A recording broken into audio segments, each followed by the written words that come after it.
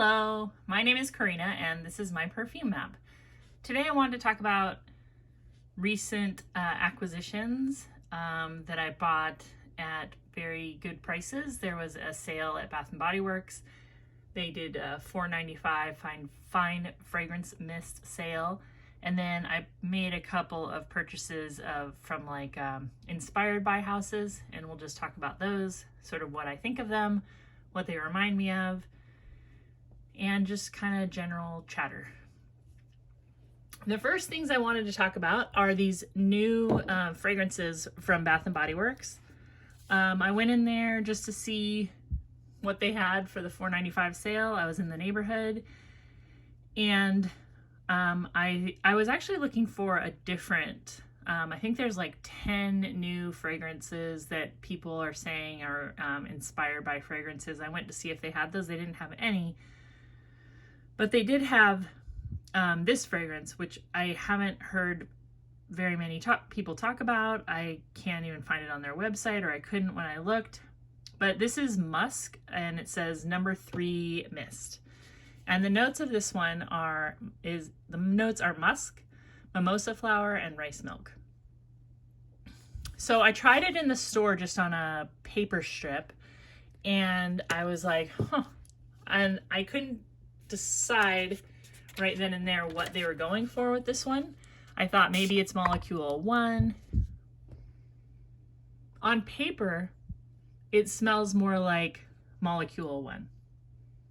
But on skin, because I have worn it, I wore it that evening and I wore it the next day too, just to really check this out because I do think it's interesting. I really get that rice milk note more than anything else, especially when I first spray it, but it's a very particular rice milk. It reminds me of horchata, if you've ever been to a restaurant that serves horchata. I don't see it that often here in the Midwest, but when I still lived in California, any kind of taco burrito place would definitely have these kind of coolers. I don't know if restaurants still have these, but they're kind of constantly sort of churning, it would be like a drink dispenser, and they would always have horchata in it, and it was like a rice milk with cinnamon. Sometimes it was like rice milk mixed with milk and cinnamon, and a lot of times it was just rice milk with different spices. But this smells like a cinnamon kind of rice milk to me at first, and I don't know if I'm getting cinnamon from mimosa. I don't really know what mimosa flower smells like. And a musk. And I think that they're definitely going for that kind of niche, your skin but better, these fragrances that are very popular. It also reminds me quite a bit of, at least this version I have, of Another 13. It has kind of, you know how there's like a kind of a sharp, almost, I don't want to say metallic, I don't want to say bitter, but there's like a sharpness to this Another 13, almost like you're flipping through a magazine, like a printed ink, but like a very specific fresh magazine smell that's in here. I get that in this too. But what I am really excited about with this one is in the dry down, it does remind me a lot of now I have the oil perfumery version of Diptyque's Labo Papier, the paper one. And that's what I get from this. It's very, very similar in the dry down. This is lighter. This is a little bit creamier, but that musky, clean,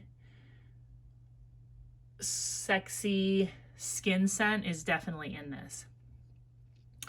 And I think that, well, my theory on this, why Bath & Body Works has this and why it's not getting more attention, is I think Bath & Body Works is quietly trying to show its customers and the world that it can definitely make these niche style fragrances too. They have access to all the same perfumers, they have access to all the same ingredients, and they can do it at a much friendlier price point. They can be really inclusive with these like niche type scents. When I purchased this, the person working at Bath & Body Works at the counter, she's like, "Oh, do you like that one?" And I said, "Yeah, do you?" And she goes, "No." And I thought, like, that's kind of funny. Like, I totally appreciate a person's honesty. It didn't like deter me from buying it or anything, but I am very curious about what the diehard Bath & Body Works customer is going to think about this, because I have a great affection for Bath & Body Works, but I would say that I am not exactly their demographic, their current demographic. And I don't mean to say anything except for that, like, I don't have like a long history with Bath & Body Works. I came from, my first fragrance purchases were from the Body Shop, and the original Body Shop. I cannot stress this enough, that that business was stolen at some point. And I'm not being a conspiracy theorist with this, it's true. This was a business, a family-run business that started in the Bay Area. There was a store on Telegraph. It was started in 1970. And that is where I used to buy fragrances that were kind of like this.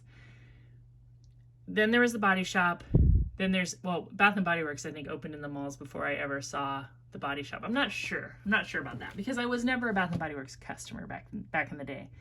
I had what I liked, and this seemed like it was going after a younger person than me. That's what I thought at the time when I was in my 20s.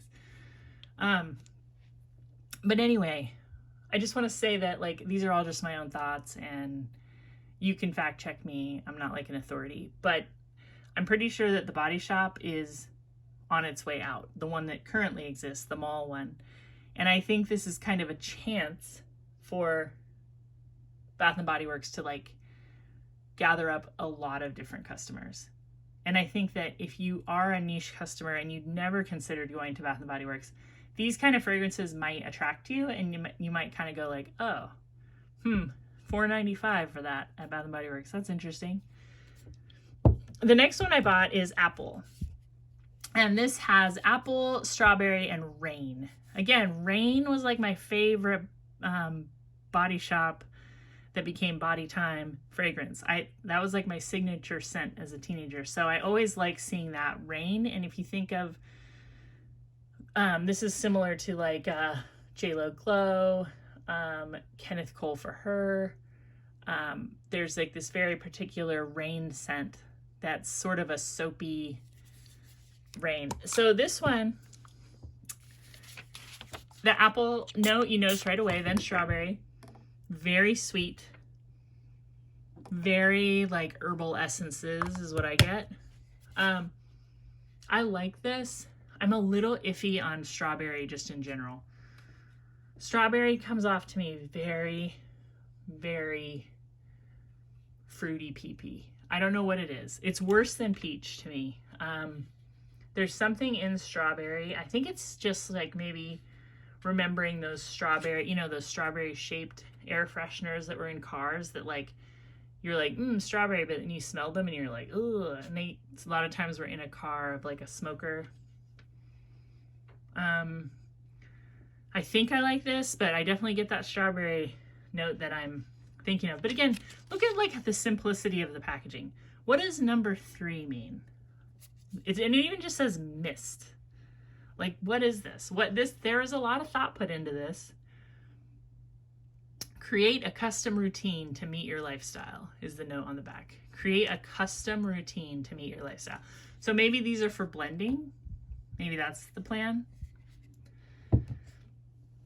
Anyway, have you been to Bath & Body Works? Are you going to check these out? There was also a lavender one, and I didn't buy that, but that's only because, like, I know lavender. I have several lavender fragrances, and I have a favorite lavender fragrance already, and that's Solstice Scents Lavender and Vanilla, so I didn't pick it up.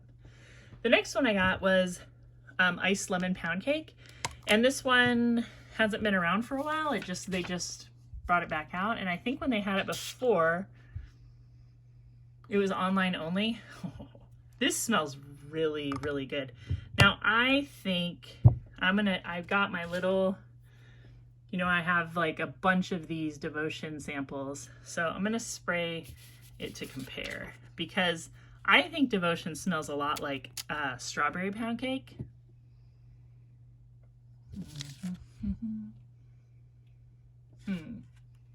Okay, so Devotion is actually less gourmand than this one. Devotion has that, oh, it's the Orange Blossom, definitely. The Orange Blossom really keeps a fragrance from just being like way too gourmand. I think that's why I like Love Don't Be Shy, is it's got like that floral note. And you can really smell that difference. This one smells way more like sugary glazed icing, pure lemon zest, fluffy pound cake. There's definitely like nothing floral in here, and you can tell. It's kind of strange to say, but I still think strawberry pound cake smells more like Devotion than this one. But if you like lemon cake smells, like, why wouldn't you check this out for $5 when there's a $5 sale? I think normally it's $16.95, but Bath & Body Works has been doing these right around $5 sales more and more and more. The next one I got is Tropidelic, and this one came out pretty recently, and I can tell you that I like this one a lot. Yeah, this is like a classic tropical smell. Irresistible Passion Flower, Lang Lang, and Misty Rainforest. Yeah, this is really, really good. It's got like that musky tropical smell. Like that Lang Lang is very obvious. Some people will say Lang Lang smells like banana, and I can smell that in here, even though like I think calling it banana might get some people's hopes up for like a banana runts or something, and it's not like that. It's just a very kind of tropical, like really like naturally tropical, not like coconut and suntan oil, but like tropics. Yeah, I like this. I think I'm gonna wear this a lot this summer. So the next thing I got, there was a coupon on Macari. There was a coupon and a $5 credit. They do these every once in a while, and that's really the only time I shop on Macari, because I think there's too many people trying to get retail for their used fragrances. I don't know what that mentality is, but like I'm not paying more for a used item on Macari. I'm just like, that's crazy to me. So I've wanted to try Dua, and this came in the box and everything. And this is Intensified, and this is Dua's impression of Purple Patchouli by Tom Ford, which has been discontinued. And this, you can tell, like, this is the level that the person sold it at. Because I had a $10 coupon and a $5 credit, I paid $14.95, like all in for this. That's what I was deducted from my account, and it was sent to me. Didn't have to, that's what I paid. And this 30 ml bottle, they're asking $60 for it on the Dua website. Nice atomizer, huh?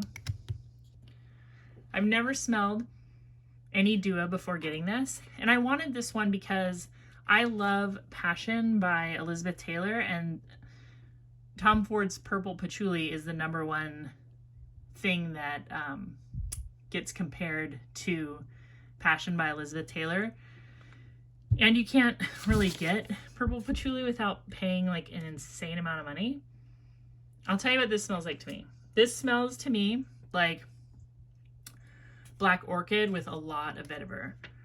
And I don't know how close this is to the original. I also think this smells a lot like French Bouquet from BDK. This is a sample from Scent Split, so this is like a real authentic sample of BDK. Yeah, this has a lot of vetiver and a lot of patchouli, but it's not patchouli like a modern fruit chuli or anything like that. It's very deep and dark. It's very, very earthy. I really, really like it. I think you could way overdo it on this one. I wore one spray when I got it on my chest, and I felt like that was perfect. This honestly could be, this type of scent could be my signature scent. I think I have enough restraint not to gas out a place. I love Black Orchid. I love Elizabeth Taylor Passion, and I'm very happy to have this for $15. Would I pay $60? No. I don't know why Dua's prices are so high. I think they're always having like a 33% off sale, but even still, I'm never going to pay over $30 to blind buy. But check out Mercari, see if you have a coupon, and then, you know, I made an offer on this one and they accepted, and then I ended up getting it for $15. I'm gonna compare this to Elizabeth Taylor's because it doesn't really smell like passion to me. This one doesn't. I mean, I get the connect. They both kind of have this purple. No, this is so much soapier. This has way more. This has aldehydes in it, and I don't think this does. No. I mean, I guess you could draw a comparison, but like, I don't think so. I think that these are pretty different. They both smell purple. I'll give it that. I like them both. I feel like this one smells way more modern. This definitely has a vintage vibe. You'd have to love that vintage, spicy, amber, aldehydic, soapy DNA to wear this. Whereas I feel like I want to compare it to this one actually. Because this is what I thought. Right when I sprayed it, I thought, oh, I have something like this. And I think it's this. Yep, it's this. It's that synthetic vetiver. These smell very similar. Yeah. This has patchouli. This one, I don't think this one does, or if it does, it's very subdued. But there is something about these modern fragrances, and it's not just when I buy inspired buys, it's all of them. Anything I've smelled. What I think I find unappealing about these modern fragrances is that they have the ability to take out anything in a flower or a spice that they find unappealing. So like if they have, say, a flower and there's a bitter note, they could take it out. I think with vetiver, they could take out like a really sharp green smell. Whereas in the vintage fragrances, if it was like a natural, then it would have all of it, right? There'd be something kind of wild in there that like maybe if the perfumer could have taken it out, they would have, but instead they're kind of trying to make it work, and then it makes a more interesting fragrance. This fragrance here, BDK, and this company as a whole, I feel like their fragrances are very flat smelling to me. They're very greasy smelling to me. And I think it's just that they have the ability to like really pick and choose the way something smells, like through the use of synthetics.